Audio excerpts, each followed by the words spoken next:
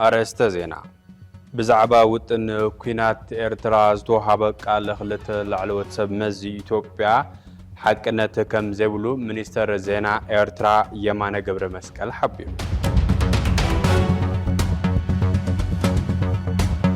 TBS TV لسان كلهم حايلتات كون بموسانو مخنيات زقات ومساقم فاينانس بملاي أب تقراي هذا ميزان أو ساتلايت تلفزيون نكهل ورنا كله تقراي نكتقص أوعي تقريبا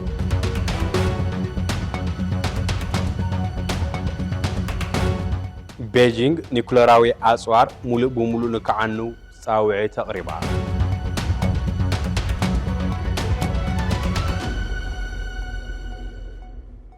سلام عنا بالله كبرات تقاطعتلتنا عدمستن TBS تلفزيون كما يتقونون نايلومي مشهد حزنيهم زيناتات جميرنا لنا عن خط كتاتولنا بخبرنا الدم حبيركم تسنح بلا اساس فلما ملأختي أقلقلوت فانو تقراي نباخم كنبل مدل دال مأخلنت نبهراو كبرت حلواتن دحنتن حزب تقراي أب قبوون حلافنت النبس وكف ود بهر كوسن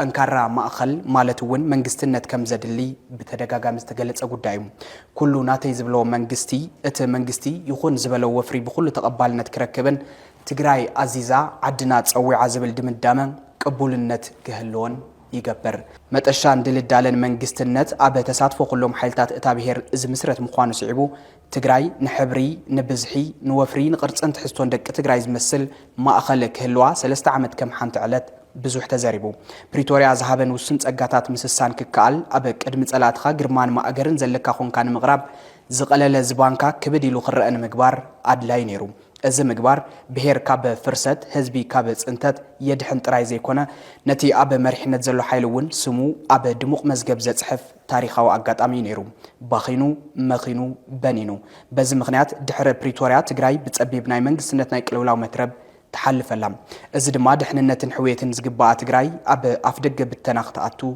مغنيات كوين اللهم أب وشتاو قلولاون كتسالة طفقاتن زلات تقراي بزي كان حبري نبزحي نوفرين قرص انت حستون دك تقراي زمسل ما أخل ممسرات زلاق في التحزر كبو أي مثلا نتقراي زحلي نتقراي زمسل منقست النت أب مهنات يروارب مدل دال ما أخل النت نبهراو كبرت محبر سباو حلف النت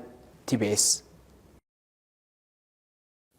حلافي هاجراوي دحننات إثيوبيا بزعبا وطن كينات إرترا زهابو قال سألمن فتراون كستت كابو خان حالفو حقنت كم زيبلو منستر زينا إرترا يمانا قبر مسكال حبيرو حلافي هاجراوي دحننات إثيوبيا رضوان حسين أما خاري قدما منستر إثيوبيا جيتاتشو ردان أبال جزيرة أب زوصو حبراو صحف حوحات بدفيت منقست إرترا أبزي قربا معالتات أبل علم منقستي إثيوبيا وقق خفت الدالو لوكبل متنكاقهم هزارارا بخوين مقنام زفلات انتخون هتصحف زحازو نتبي كاب حق زر حقي كبل منستر زينا إرترا يمانا قبر مسكال مالسيهيبو منستر يمانا قبر مسكال تمالي أب زهابو ملاش أسمرا نتي أب تقرايز تخيادة دماوي كينات خلت عامت زبقى عسم مع سلام كم زي تقاومتو مسكلت سرعات بلتسقنان جيتاتشو رداز مرحوز نبرا تدرادار وجلن أبل علي إرترا ورار نمفتسام يدرادر نيرم بمبال نتزنا بركس هاجرو نسيجو سممع بريتوريا وشتاو قدات مخانز جلس أب منستر يمانا بزي من السر كلهم وجنات نتحوزتو بسبب رليت انتدع بجبري أو علم إرترا نتي أب مونجو حالتات يتبع تبز حسم معنا مفشل بوليتيكاو شو هات خونا ربحي بالله قبل أب إكسو صحيفو أتي بزوم خلته إثيوبياوان سبب سلطاني يخون بوجن عدي سبب قبل علي إرتراز قرب بروباغندا نايمد نجارن وفريقا مون قتشتن تسعبون نمس احتار زعلم يبن باليو تقاوم وزلو قطري مقالن عدي سبان سقعات كينات كي ولد بمبال قبل تقراي زوج من سينا تقعد بمخادون دما خالي بسكفته هز بتقراي زل على زعبا خوين له متاش مع خلنتن متخال منقستنتن تقراي قدام نزوها بوزقبا نايق على سانفت مخانو حزبي بزتفلالو أقات أميتات يقلت صنيح الله انتخونا وانبر أبز ولدو وطر قونت زاعتو مريحنت أبوشتو زفترو قونت ناب حزبون تكالاتون قنفلو عدنا بحرقا يوصدا كمزلو قلت خوين الله مرحتي حقوهم ناب سمينن دبوبون غيروم تقراي انتو تروام مرأي زحزنا يزبن تاري انتخون حزبون ككابز خادوو تمليسهم أب معد حوات كراخبو تبيسن مسل تكالاتن يمحسن الله قدميلو تكالنا TBS مرح تقراي كاب ساوان شوان كساب تملسو تقراي عيت ان حكوم النزبل سفي حاتت هذا الدالو دقيمنا كنا قرب لكم كبر زبانا كبر وزبانا ورج هذي سكالو دمغي تاريخ نوض دمغي وحبرنا زي حاسس بطلولو كبوريو زباننا كورتشا زي سقالو حانتي كابتن او حلوف نايت انتت كوينات قولها تسمع زنورس زي مايام كبور زبان حزب تግራይን زي مقلال زو فرامو فيرن زي تملسا كور مريت تግራይን زي مدفار تقاديلن كور دمن زفسسا نفسات دق تግራይ نتا حزياب سلاحتاو صنت زلا تግራይ ቆላ ሒለን ናይ ምርአይ ዕድል እንተዝረኽባ እንታይ ኮን መባላ አዕሪ መደንገጽ ሕቶዩም በየማነ ጸጋም ዝተኸበበት ሰማያ ሓዊ ምድራ ጓህሪ ዘዝነበት ምንባር ዘይትምኒ ኮይና ናብረ መጽ ዝተቀየረት ታኒ ዓንቶ በትግራይ ሚሊዮን ህዝቢ ብዘጥፈ ኩናት ጽንተት ሓሊፋ ብመንገድ ፕሪቶሪያ ቁሩ ትንፋስ እኳ ተረኸበት ካብ ኑራ ጎዲላን ካብ ልዕሊ ዝነበራ ተበዲላንያ ሕዚ ኣብ ዘላቶ ዘላ እቲ ኩሉ ገዲፍካ ጉዳይ ተመዛበልቲ እኳ ተተላዒሉ ኣብ ጽባሕ ስምምዕ ፕሪቶሪያ ክትግበር ዝነበሮ ካብ ፖለቲካውነቱ ሰብኣውነቱ ዝዛየዳ አጀንዳ ማይ ተሪፉም ሕዚ ካብ ተፈጻምነቱ ዘይተፈጻምነቱ ናብ ዝዛይድ ገምጋም ዝወረደ ሕማቕ ሓቂ ኮይነሎም ኣብ ጽባሕ ሞይትረፍ ኣብ ወርሑ ኣብ መንፈቕ ዓመቱ ኣብ ዓመቱ ሞይትረፍ ሕዚ ናብ ሳልሳይ ዓመቱ ኣብ ዝቕጽል ዘሎ ዕሪ ነዊሕ እዋን ግቡእ ምምላስ ተመዛበልቲ አጀንዳ ዘተን ትኸውን ይራኣይን ዘሎ ብድምሩ ሓምሻይ ጸሊም ክራማት ጽበዮም ዘለው ዞም ተመዛበልቲ ሕዚ ኣብ ናይ ሞትን ሕዌትን መሽገን ኣትዮም ኣብ ዘዝ ተገደምሉ ዝሕዝን መንገድን ሓለፉ በብዕለት ቀብሪ ተመዛበላይ ልሙድ ዳርጋ ናብ ምዃን ይሰጋገረሎም ተመዛበላይ ቆሪርዎ ጠሚዎ ጸሚእዎ ሓሚሙስ መድሓኒት ሲኢኑ ብዝብሉ ናይ ገባር ሰናይ ቃላት ጥራይ ዝግለጽ ስቃይን መከራን ጥራይ ኣይኮነን ዝሕልፍ ዘሎም ካብታ ዝተመዛበለላ ዕለትን ቅጽበትን ጀሚራው حزن تحيلو مع أنت أخذ بحزن زبان انقدع بشمالنا تحملهم سود سوك حلفو إلكازي يجمع حلافو تحلف اللهم سدات من مزبال النزه زوزي كالي يترجمهم مغنياتو أبجز عدو مقتلة مدفرتن كفردو جدا مسكونة حدا خفال صدر بيتون السودان تسديدهم قال خفال صدرونا بإرترات وسيدو قالوا خفالون مساقونا عدساتيتن كافتان بما يتكزة تدربيهم قالوا تقاريلون تسوين تسنكيلون قالوا تسفاق وريتو أبرقاتات ليبيان يمن النديدهم بدمر موزيتون صنيتون جنسايد انتبهال زيزي كال ملكعن كهلوا يخلن نسو خوينو ولا دقيق موجي كاكوف كتبل بزي يقبر تدراربي صقمي يزحلف زلون حليفون حزب تግራይ بزعباتي بقطر استفراقين كملو صنتا زقرين مخانو استرسعي يمثل نايزي مخنيات تصنتا زفصم حيلن اتدحر صنتا بزبان رئيس حزبو خدقس زمرص امرحنتن ينتتبهلم هلو حقي مغلاص راي زخون لعلو كله جن حزي تزركبوا بتحتتين عاد صعدا عقيل زلو تمزابالاي كسا بوليتيكنياتات ولقاو دليتهم ادرغاغيصم نافتح حزب مدنگص حدغا زبلسوم بهيوت كصنح زخل زي مخانيوم عينو كفيتو تمزابالاي حزب تግራይ زلو هلو كنتات نزرعي زخون يكون سب بوليتيكنياتات باصوم وديوم كساب زملسو بهيوت يصنحن داربا امنن مصللامن ندرن مدففان وديوم ናብ ህድአት مستملسوم እቲ ህዝበይ ዝብልዎ ሞት ዝበልዑ ዘሎ ህዝቦም بهيوت ኣይጸንሖምን ገሊኣ ካብ አስመራ ገሊኣ ካብ አዲስ አበባ ተወሳኺ ግርማ ክትልሽ ሓለሽለሽ ትብል ዘላ ሓይሊ ኩሉ ዝግበር ገይራ ምናልባት ናብ ህዝባ ቆላሕ ትብለሉ ዕድል እኳ እንተሃልዩ እቲ ህዝቢ ኣይጸንሕን ብቁልዕ ቋንቋ ከይድ ጽምዶ ተሪሩን ሰሚሩን ገመድ ድሕነት ኮይኑ ክሳብ ሰምር ብህይወት ዝጸንሐካ ህዝቢ የለን ሽልማት እንዳባገዳ ክሳብ ሰማይ ዓሪጉ ጸሎት ኮይኑ ዝወርድ ሞ ናብ ትግራይ ዝዘንብ ብህይወት ዝጸንሐካ ህዝቢ ኣይክህሉን ተሰዲድካ ትግራይ ለቂካ ንትገብሮ ቃልሲ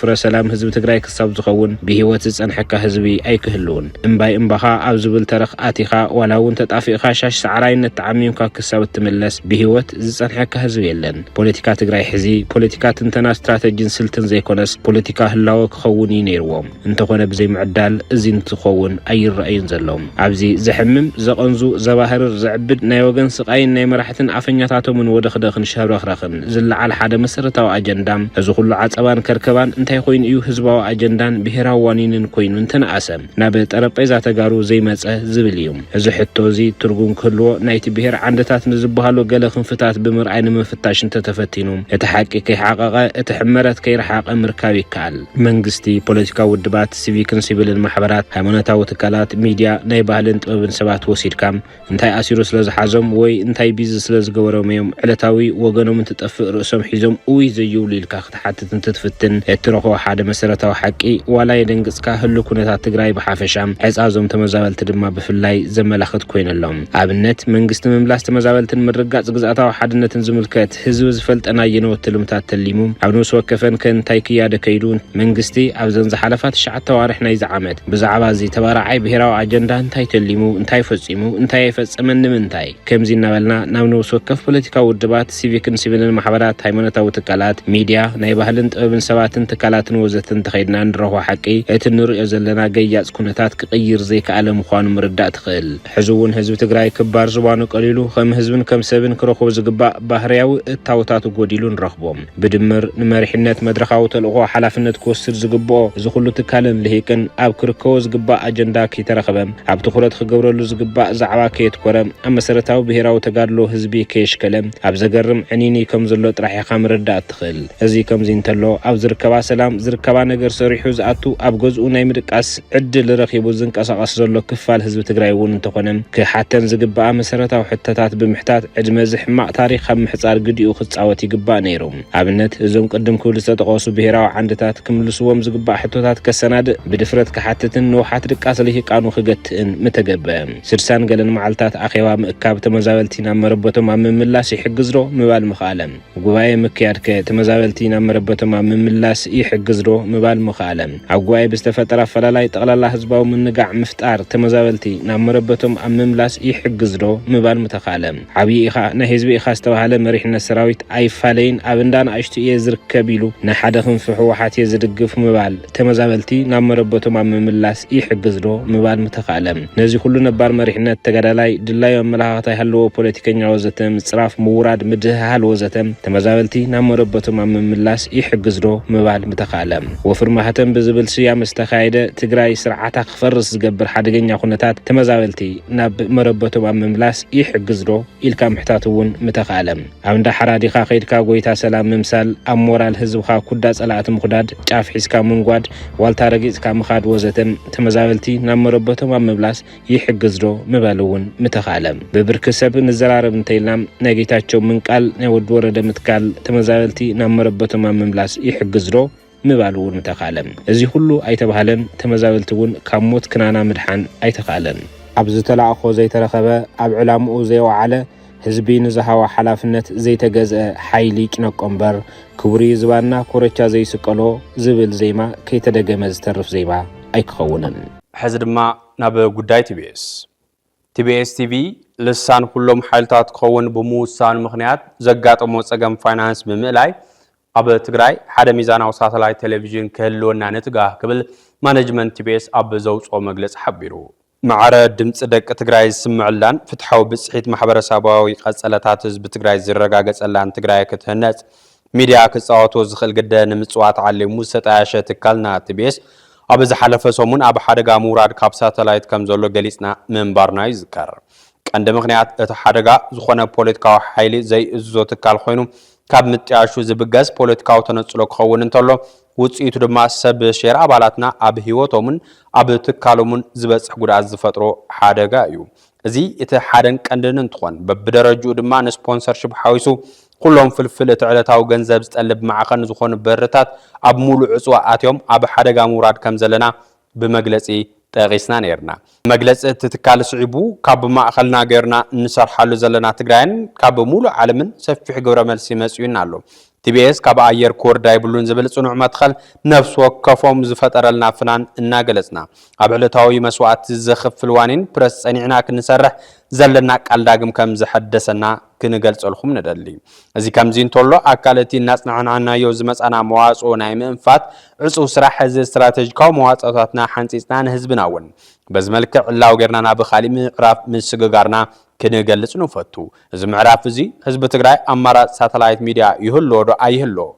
ኣብ ዝብል ጨካን ሕቶ ዝበቀለ እዩ እዚ ሕቶ እዚ ብእንታ ዝምለስ ከም ዝበዝሕ ንፍለጥን ርዳን ሙላሽ እውን ቅኑዕን ተባዕን ከም ዝኸውን ነተኣማመን ዝገብርኦ ዘለዋ ቃልሲ ዕርዩ ኣድማዕን ታሪኻውን ብጣዕሙ ውሕድ ሰብ ዝሳተፈለን ኣብ ኢድ ውሕዳት ዘለዋ ዲጂታል ሚድያ ህዝብ ትግራይ አማራጭ ሚዲያ ዘለዎ መሲሉ ከስምዕና ይገብራ ከም ዘለዋ ንርዳ ብመሰረት መጽናዕትና ብዙሕ ሰብ ሕዚ ካብ ጫፍ ሑመራ ክሳብ ጫፍ ራያ አንኮላይ ኣብ መላእ ዓለም ንዘሎ ህዝብና ዝጸንሕ ቴሌቪዥን ሬድዮን ጋዜጣን መጽሔትን ከም ዘድልዮ ንርዳ ህዝብና ሕዝውን ኣብ ዓፈናን ፍርሕን ተሸሚሙ ከም ዘሎ በቲ ዝግባእ ዝርዳእ ዘሎ ኣይመስለናን ዩቱበራትን ናይ ፌስቡክ ትዊተርን ቃልስታትናን ድምፂ ህዝቢ ትግራይ በዝተማልአ መንገዲ ዝቃልሐለን ዘሎ ዝመስሎ ቀሊል ኣይኮነን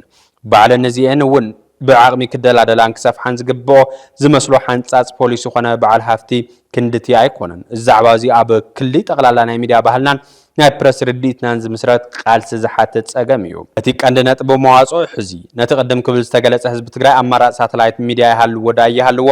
ዝብል ሕቶ ቡነ ምምላስ ምኽኣል እዩ ነዚ ክኸውን ከም መበገሲ ሰለስተ ስትራቴጂካዊ ዋኔናት ተሊምና ናብ ቃልሲ ኣቲና ኣለና ንሳቶም እውን ሓደ ሓድሽ መሸጣ ሼር ምስፋሕን ትካላውነት ትካል ንክኾን ኣብ ቲቢኤስ ኢንቨስት ንዝገብሩ ህዝቢ ትግራይ መማረጽ ሚድያ ክህልዎ ኣለዎ ኢሎም ንዝኣምኑ ወገናት ዝሳተፍሉ ወርቃዊ ዕድል እዩ እዚ ዕድል ቲቢኤስ ብውሕዱ ሰብ ዝተሃነጸ ንምሕደሩን ሓላፍነቱን ክጥዕም ተባሂሉ ዝተኸደ ክያዶ ዝኸለሰ እዩ እቲ ካልኣይ መዋቕራዊ ፍታሕ ምስ ዝተፈላለዩ መንግስታውን ዘይመንግስታውን ትካላት ዝግበር ሽርክና እንትኸውን ንኤዲቶርያል ቲቢኤስ ንኩሎም ክብርታት እቲ ትካልን መበገስታቱን ዝኾነ ጽልዋ ምስ ዘይፈጥሩ ሕጋዊ ትካላት ዝግበር ሽርክና እዩ እዚ ብዝሓሸ ህንፀት ፕሮጀክት እንኸሉ ኣገዳሲ ወፍሪ ይኸውን ሳልሳይ ኣገዳስን መዋቕራዊ መዋጾ ንዲጂታል ናይ መዋጮን ደገፍን ወፍርታት ዝሓወሰ ካብ ህዝብና እንረኽቦ ሓገዝ እዩ ቲቢኤስ ክሳብ እዚ ዕለት ሒሳብ ቁፅርታት ዘርጊሑ ደግፉና ኢሉ ኣይፈልጥን ሓደን ቀንድን ምክንያቱ ኣብ ከቢድ ቅልውላው ዘሎ ህዝብና ተወሳኺ ፀውራ በርደን ክንኸውን ስለዘይንደሊ ዝነበረ እዩ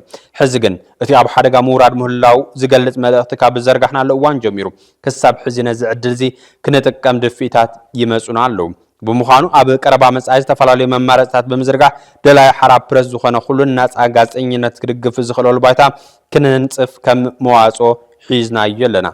زميديازي لسان خلهم حالتات قوون بموسان مخنيات زجات أمو سجم فاينانس بملاي أب تجري حدا ميزان أو ساتلايت تلفزيون كلونا نتجاه قبل مانجمنت تبيس أويو كم تمجمع زحسونا يو تي عدنا حسام مغلاس بتعم خبيت سخنا نايمان حساس بتعم خبيتي خنجمرت لنا خم تخلوا سبز فلطة تبيس نايمان نم عيني أي كحلن أي نقرن نبلنا هنا جمير نايم زيجن سؤال قليل ربها لا يكون خمون نبل نحن حساب أي نقلت مالته يكون زخون سب نتجراي مواصع اللاتا نتجراي زيادة الحناية زي حساب زيادة بقطي أنا زبل سب بانكي حسابات تجراي كوينا كل عينة حساب كنا أنا قرينا مالتي أمبر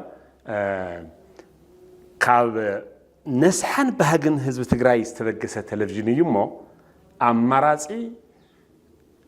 ميديا كوني إن نحن نقصت لنا حسابي يمنشون وحساب زلهم سبات أي قرب مالت أي كنا نيرو كم يكون نحن نستو نايمان عينين كلنا نقرن مالت كل سب مع حساب زجل صلوا نعمتات حساب يوم زي فلتو وي زي أنت زيركم زي أجيجايا كاب زي أوص مزرابة يكالن ناتوهالو استقامت صفات قلت أزغان حساب كلهم حساب مجلس بلاتفورم كنا لنا صوت بيس أبز حلف حدا عمتن قالوا رحن جزيت ولا كان عنا بتعمس شجار نيرون تبلكها كم تلفزيون قول يهز وصلوا بزحت تزعيط أمز نور سبات عدل زي نورم نايم يدي حساب كرهو زي خلوز نور حساباتن سموين أبتدي اسمه اسم حسابهم قلصو كنسرح أما راسي تلفزيون خوينا خنقرب آخرنا سلازي زحالة فعمت أنا بتعم خبيت درجة أورحن أبقلن كاميرا مانتنا قايت نهاتنا نعاق حاويسو سرلو نسخمين دلكم نوصلوا نبهللو أبقلي قاع خمت تفولت أنا عملنا ثابك عد قدام ميديانا أي تعفنوا يلون حزبي هو يلوز مسؤولية نتصافى له بتعم زجرم عمد إن حلفنا صبع عمد نيرو تدميرو جن سرحنا لنا زعمت زي إلى زعمنا كم تبيس زعمت زي سرحنا لنا مكررنا لنا جم سرحنا لنا مرات خوينا خنوس أخيرنا أيوز بالحساب زلنا أب ትግራይ አጋጢሙ ዘሎ ሁለመዳያው ቅልውላው ንክእለን ኩናትን ወረ ኩናትን ጦፊዩ በሰላማዊ ንፋስ ክትካን ኣብ ምእካብ ዓቅም ተጋሩ ትኩረት ምግባር ከም ዝግባእ በተደጋጋሚ ይዘረብ ኣብ ዝተፈላለዩ ክፍለ ዓለማት ዘለው ተጋሩ ጻውዒት ዘተን ሰላማዊ ቃልሱን ይቀርቡ ኣብ ዘለውሉ እዋን ፖለቲካዊ መድረክ ትግራይ ናብ ካሊ ጸፍሒ ይቅየረሉ ትግራይ ምድሓን ትخلሉ ብሕታው መንገዲ ዘተን ምርዳን ልዝብን ኮፍ ምባልን እምበር ተኽሱን ጎነጽን ዘይምዃኑ ትካልና በተደጋጋሚ ይሰርሐሉ ዘሎ አጀንዳ እዩ እስዕብ ዝተዋደደት ሕዝቶ ሰላም ቀይሕ መስመር ህዝብ ትግራይ ምዃን ናይ ዝገልጾ ወገናት እኩብ እዩ ተኸታቲልና እንመለስ ከመይ ንውፃ ይሕዚ እቲ ደበና እንታይ ከም ዝመስር ንሪኦ ኣለና ኩላትና ማለት እዩ ናይ ሓደጋ ደበና ኣብ ትግራይ ህዝብ ትግራይ ዘሎ ደበና እንታይ ከም ዝመስል ንሪኦ ኣለና ትግራይ ምሁር ኣለዋ መፈላጥ ኣለዋ ትግራይ መራሕ ኣለዋ መስተውዕል ኣለዋ ኩሉ ይክእከብ ዘለዎ ትግራይ ሲ ደቃ ተኣክብ ህዝቢ ትግራይ ሲ ደቁ ይኣክብ ኮፍ ኢሉ ዝማየጠሉ ሕዝኮ ሕዝቡን ሓሲብና ኣስተውዒልና እንተዘይከድና ስኽነት የድልየና ስኽነት በቃ ስኽነት የድልየና ኣስተውዒልና ሓሲብና ኩላትና ተኣኪብና ህዝብና ከመይ ጌርና ኣያኖ ድሕነ ንዝሓዝ ዘላ እንተዘይልና ዝሕዝ ዘሎ ትኩሳት በቲ ዘሎ ትኩሳት ከይልብልበና ከመይ ጌርና ኢና ህዝብና ክነድሕኖ ካብዚ ትኩሳት እዚ ህዝብና ከይልብለብ ከመይ ጌርና ክነውፅኦ ኣለና ከመይ ጌርና ክነረድኦ ኣለና ዝብል ኩለና ዓይና ክንልብለብ ማንም ዝተረፈ የለና እዚ ዘሎ ይኹን እቲ ዘሎ ይኹን ምክንያቱም ህዝብና ላተለብለበ ንሕና እውን ስቆይ ንብልን እኮ ሓዲኡና ክንከውን እኮ ንሕና ለ ኩለና ብሓባሪና ክንጠፍእ ስለዚ እዛ ኩነታት ግን ህዝቢ ትግራይ ብደንቢ ኩላትና ማለት እዩ ምሁር ይኹን መንእሰይ ይኹን ኩሉ ህዲ ኢሉ ሓሲቡ ክትሓልፍ እንተዘይገይርዋ ብጣዕሚ ሓደጋ ኣለዋ ስለዚ ሓቋፋይ ዝኾነ ፖለቲካ ትግራይ እንተዘይሓኒፅና ሓቋፋይ ዝኾነ ዝተፈላለየ ረኣያ ዘለዎ ዝተፈላለየ አይዲዮሎጂ ዘለዎ ዝተፈላለየ ሓሳብ ዘለዎ ፖለቲካ ይኹን ዋላ ምሁር ይኹን ተተኣናግድ ትግራይ እንተዘይ ፈጢርና እቲ ቁልውላው እቲ ሕዚ ዘለና የቁልውላው ከምኡ ኢሉ ዝቕፅል ማለት እዩ ድሕሪኡ ከምዚ እንተጌርና ግን ህዝብና ዘይድሕነሉ መንገዲ የለን ዓቕሚ ዘለዎ በቢ ከባቢ ኣሎ ሓሳብ ዘለዎ በቢ ከባቢ ኣሎ እቲ ሓሳብ ናብ ጠረጴዛ እንተምፂናዮ እቲ ሓሳብ እንተወዲብናዮ ወዲብና እንተተመያይጥናሉ እቲ ልድርበ እውን እንተደርቢናዮ ናይ ትግራይ ህዝቢ ትግራይ ትሕዚ ወፂሕዎ ዘሎ ሓደጋ ዘይንፈትሐሉ መንገዲ ምንም የለን ልዕልናስ ማንም ዝፈትሕ የለን ኣነ ፌደራል እውን ማንም ልዕልት ህዝቢ ትግራይ ባዕሉ ንባዕሉ ዝፈትሖሲ ማንም ልዕልኡ ዝፈትሖ የለን መንግስቲ ክህልወና ኣሎ እቲ መንግስቲ ድማ ፍትሓዊ መንግስቲ ናብ ምርጫ ዘሰጋገረና ለውጥ ዘምፅእ መንግስቲ ይሃልወና ካልኣይ ኣብዚ ሓደ ዝነበረት TDF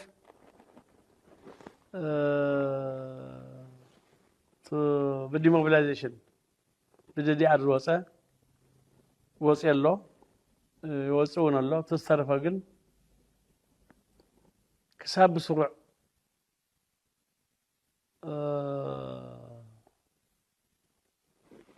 DDR ዝወፅእ ኩነታት ተቢሉ ፀጥታና ተረጋጊፁ ክሳብ ዝወፅእ ክፈናጨል የብሉን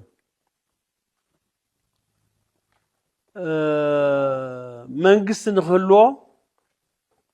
እዩ ክሰርሕ ዘለዎ እቲ ሓደ ሓሽከር ናይቲ ዘይሕጋዊ ፓርቲ ክኸውን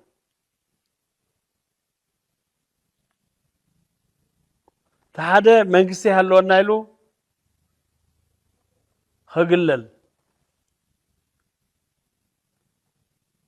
እሞት ሓደ ከፀልሞት ሓደ ተፀላማይ ኮይኑ ክነብር እንተኮይኑ ናብ ሓደጋ ወይና ንከድ ዘለና ታብኮር ላዕሊ ዝበሃሉ ዘተሓወሩ ሰራዊት እኒሄ ኣርምታት መጠን ዋላ ንፈለጦ ግን በሽሓት በብዙሕ ሽሓት ዝቁፀር ድማ እዩ ሓረቦታ ኢሉ መንግስቲ ይሃለወና ዝብል ዕላማ ሒዙ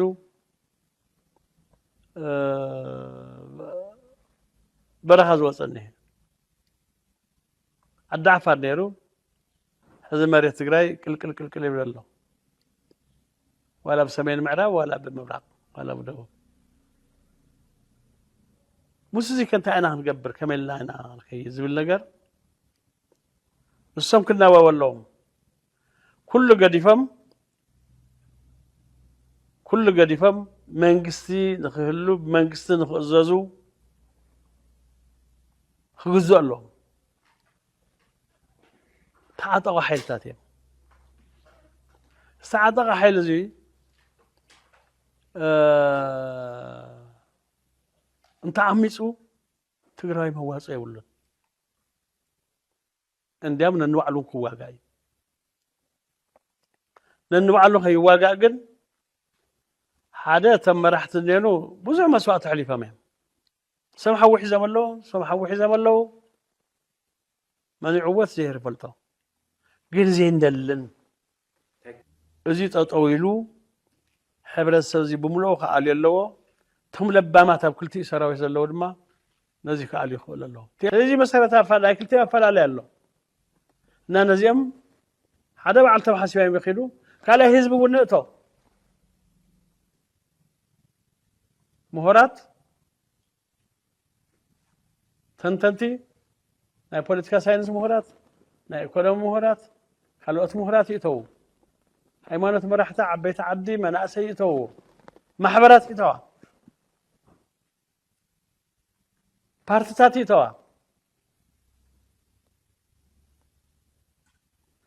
ደም ትግራዋይስ ባዕሉ ክጠፍ የብላን ሕዚ መዋጾ ህዝብ ትግራይ ንባይታ ፖለቲካ ትግራይ ዘቀድም በተጋሩ ዝምእዘንን ተጋሩናቶይ ዝብልዎ ብሔራዊ ማእኸል ብምትኻልን እዩ ዝብሉ ሓይልታት ካብ እዋና ተበራኸቱ ኳን ተኸዱ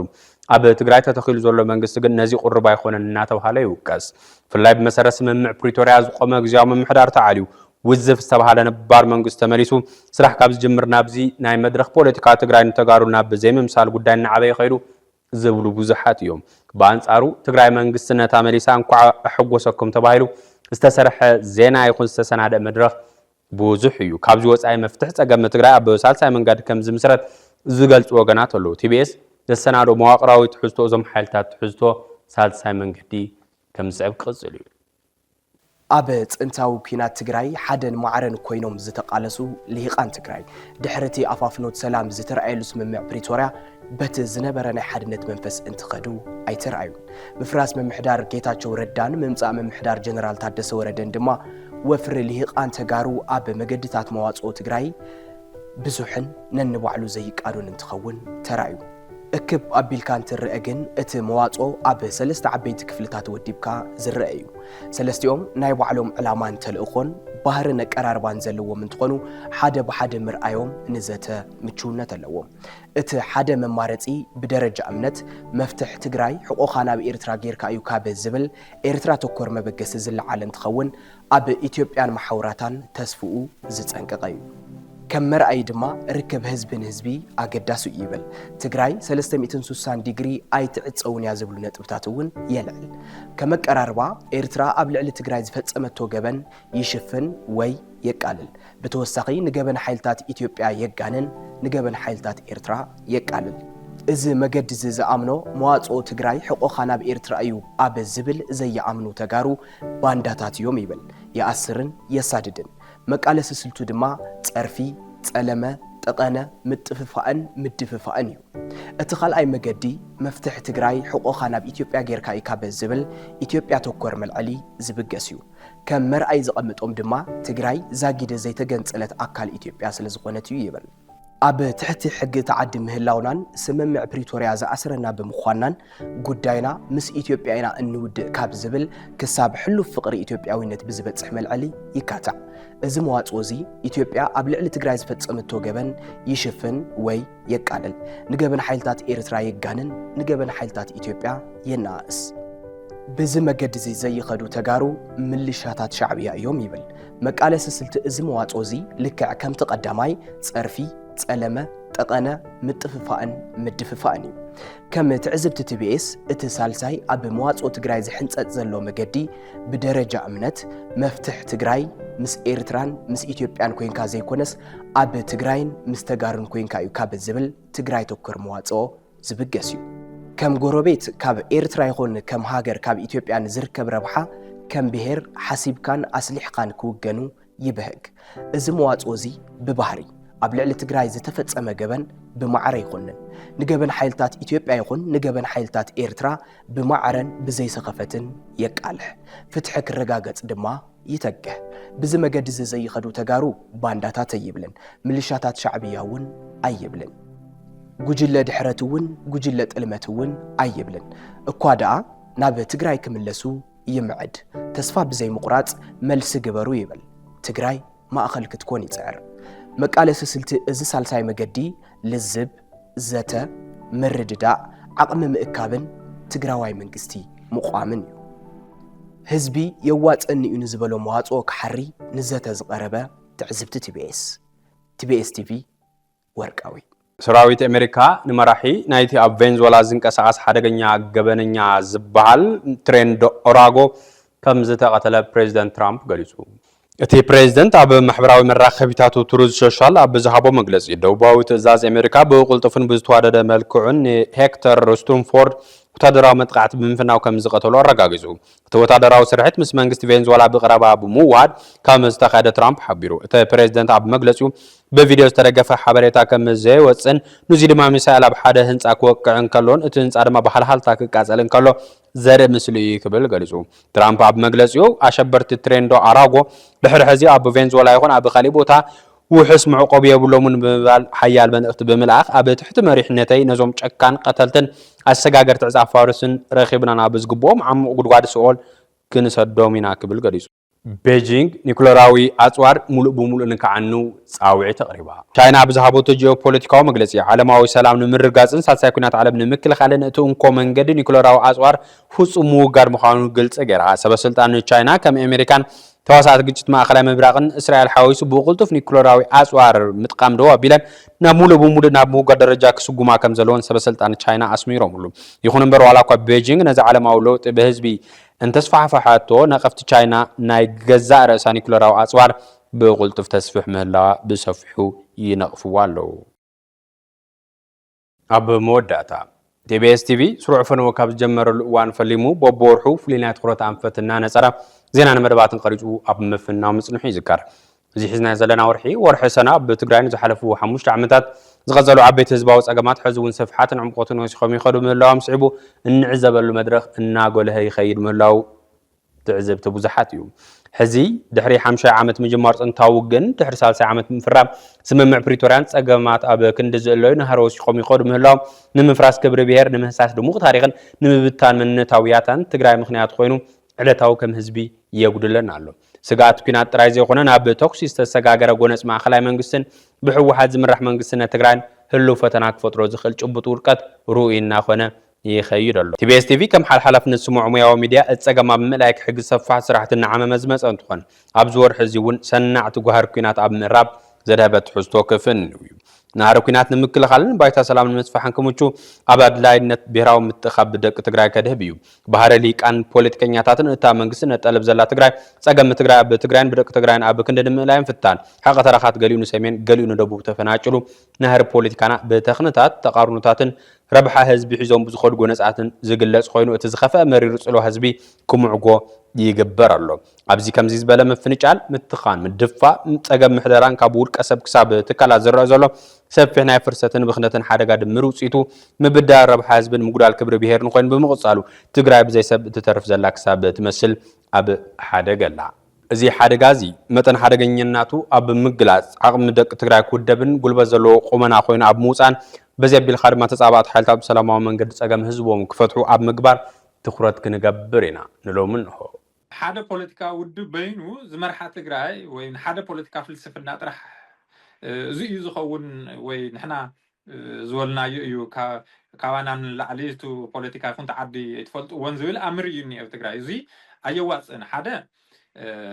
እቲ ህዝቢ ዘሎ ሕብረተሰብ ናይ ሓበሬታ ተበጻሕነቱ ዝለዓለ እዩ ስለዚ ዓቕምን ፍትርድኢትን ኣለዎ ካልኣይ ከፍ ኢልካ እቲ ዝግበር ዘሎ ዘተ መዕፀዊ ክህልዎ ክኽእል ኣለዎ እናተዛተኻ ሓደ ኣዳራሽ ኣብ 2 ሰዓት ተዛቲኻ ወዲእኻ ወፂኻ ብድሕሪኡ መቋፀር ዘይብሉ ናብ ዝኾነ ተግባር ፍጻመ ዘየምርሕ ክኸውን ይብል ናብ ፍጻመ ከምርሕ ኣለዎ ዝኾነ ዘተ ተገይሩ እቲ ዘተ ውፅኢት ዝዕቀን نايت زات مرددا زعمم أكل كتقمت كتخيل لك سلازي تقرأي تجارب حوار زمر حواك تقون اللوازي مرحلة بوليتيكا وسنة حساب زوننا وجلة أيقوني خمر هذا اللوات بمسارات كم تزور خاص ناي حدا بوليتيكا ودو سنة حساب زي كونه نحنا ناي تجارو أفتزوا ون تفتيرو زلا حد الشرع يا ناي تجارو تفتيرو تجارو هذه الساعات إثيوبيا يكون أفتزوا نرأي له ملكة تغيروا نسو مردة أقدسي نسو زتردة